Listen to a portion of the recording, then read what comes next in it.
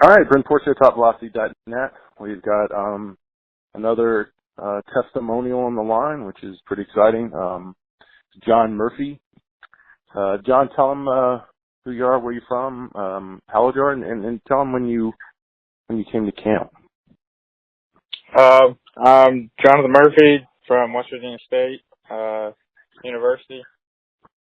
I'm 22, about to turn 23. Came to camp, I think September 3rd or 4th in 2016. Cool. And kind of talk about why you reached out. I mean, why you were looking for this camp, or what made you come across the camp and want to start the programs and start the training? I always wanted to throw hard, and growing up, I was throwing pretty hard, but not hard enough that I thought it was going to get me to the next level, because I was already playing college baseball when I found out about the 3X velocity camp. I was mid-80s. I didn't think that was hard enough. I was a pretty decent pitcher. I had good off speed, but like I said, I just didn't think the mid-80s was good enough. So I started looking around for a couple of years and saw a couple of your videos on YouTube and just started following the program. And then I hurt my arm, I think in 2014. And then I just struggled with staying healthy on that. So one of the videos you talked about, you can get healthier and throw harder. So that was the last thing that I needed to hear, was just stay healthy and throw harder. So then I talked to my dad about going to the camp, and we headed down there in September after summer ball got off. Well, it's awesome, man. I'm glad you were looking for something that kind of delivered on both aspects of velocity, performance, and injury prevention. So what made you want to buy in? So when you came and you went to the 2-day camp, I mean, kind of tell them about what your experience was in the camp, and then talk about what made you, following the camp, want to really lock in and put the work in. I've never really been fond of those things as like quick fixes, and I just never really believed a quick fix is an answer for anything in life. And then you always talked about that in the camps, and you talked about that on your YouTube videos about you really have to work hard to get where you want to be. And so I knew that what you were selling was probably pretty true and pretty accurate based off of that. But when I got to the camps, I was still a little skeptical about some things. But you talked about you had like scientific proof, and you could back up what you were saying with actual proof. And you talked about some things from the Andrews Institute, which was where I went for my arm, for my elbow, and that helped a lot with buying in, because he's the best for baseball, or not for baseball, but for sports medicine. And if you're getting all your information off that, then it must be true to me. And then I never really heard anything about mobility before, and never really had any way of like a weight program for baseball. Nobody's ever really taught me that. I was just kind of on my own at the weight room.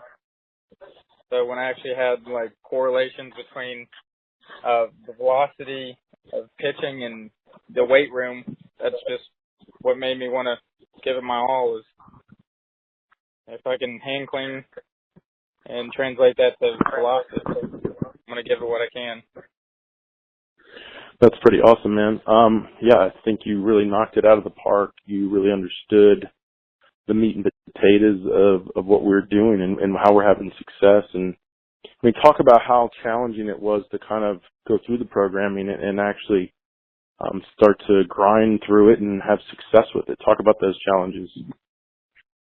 I think the hardest thing for me was the med balls.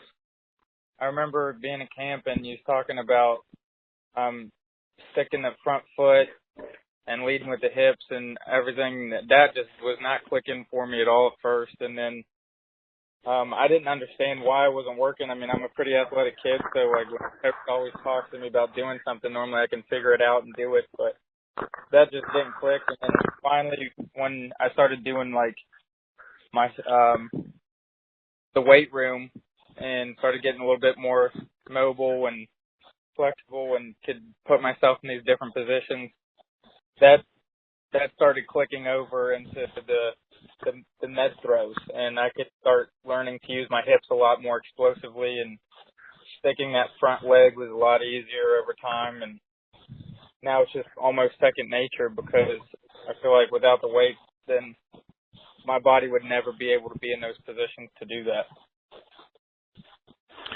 That's awesome, man. I mean, once again, you actually have followed the perfect recipe to success through the program. It's really the connection of the weight training, the mobility training, to the biomechanical improvements that we're making through the med routines into the baseball. So, I mean, it's awesome, man. I mean, how do you think you found yourself having that kind of success? I mean, did you really apply yourself, or did something come easier, or was it something you really, really had to work at? No, I gave it my all. Even my coaches, I took the fall off of baseball just to work on this program and really do everything I could. And some of the coaches would even come up to me and say, you're spending 3, 4, sometimes 5 hours a day in the weight room, Monday, Tuesday, Thursday, Friday, and they would always like question me and ask why I'm doing that, and if they really think that or if they thought that I was really going to like come through with this program. And I mean, yeah, I gave it everything I could. On every sprint, every run I tried, I just grinded every day. I tried my hardest because I knew one rep would help me get just a tiny bit better. That's awesome. So talk about that day that you heard you were throwing in the 90s and you had broken through the 90s. Talk about that experience. Well, I was around 88 miles per hour, pretty consistent that day, and I just touched 92. But I was throwing for my college, and the opposing team I knew, one of the kids on there, and he was gunning me. And that day I was like just throwing, and I came out in relief for an inning, and they put me in. I was just blowing it by people.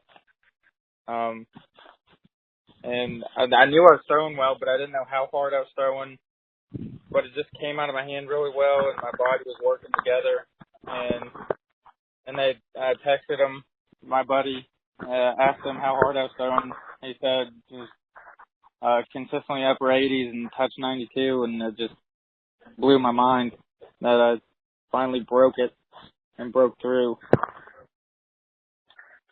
So is it a pretty amazing feeling? It's something that you had worked for, and just kind of it was just a great feeling that your all that hard work had paid off. Yeah, it was almost a surreal moment in a way. As soon as I found out, like I kind of didn't believe it, and then it set in. I knew I was going to do it eventually this season because I got a lot stronger and my body's working a lot better with itself. There's almost no stress on my arm when I throw anymore. It's all just nice and fluent, and then I knew it was going to happen, but I didn't think it was going to happen that early in the season. That's awesome. So what's your goals going forward? What's your focus now to get more consistent in the 90s and even higher? Well, my pitching coach at State, they told me that he thinks that he wants me by the end of the season be consistent, low 90s, going into conference tournaments and stuff. I mean, I don't think that's any far out of the way because here in West Virginia right now, like when I threw the other day, it was like 40-some degrees outside. It was cold, and you're all bundled up in those extra layers and stuff. So I think that I'll probably be throwing a little bit harder by the end of the season when it starts warming up and getting 70 degrees pretty consistent. Yeah, I mean, just keep your lifting there to maintain and make what gains you can, and keep working on your biomechanics, you know? Yeah, I just got that biomechanic video from you, so I'm going to be studying that pretty religiously. Awesome. Yeah, that's on YouTube. Yeah, and I'm gonna that in-season program. I lift that in-season program all the time now. So. Well, so when you broke into the 90s, did your coaches kind of leave you alone and stop questioning the way you were training? Yeah, they always kind of let me do my thing because they trusted me to. I've always been somebody like if I'm gonna work. Like I'm not gonna just like go off one day and like easy breezy that day. I'm gonna be there and I'm gonna work hard when I'm there. So they've always trusted me. But now that I've finally broke past the 90s, they listen to what I have to say a little bit better. Like it's just you can tell that what am I trying to say? You can tell that they trust me a little bit better. And that's cool, man. So, well, that's some good coaches, man. They're open-minded and they seem so you're building a better relationship with them as they see you're having success with it. You know, it's good. Yeah, if they're great coaches. Without them, I wouldn't be able to do it either. That's awesome, man. Well, cool. Well, that's really exciting. Any last words? Anything you'd like to say to these young guys that are going to be hearing your testimonial? They're going to be inspired by it to want to have the same success. I mean, and tell them any words you want to say to them, and really what it takes and what it's all about. I'd just like to say that if you're gonna do this and you're gonna be a good pitcher, in any aspect of pitching besides velocity, you got to work. And this is definitely one of those programs that make you work. And if you do work, you'll be successful. You really will. You just have to grind it out.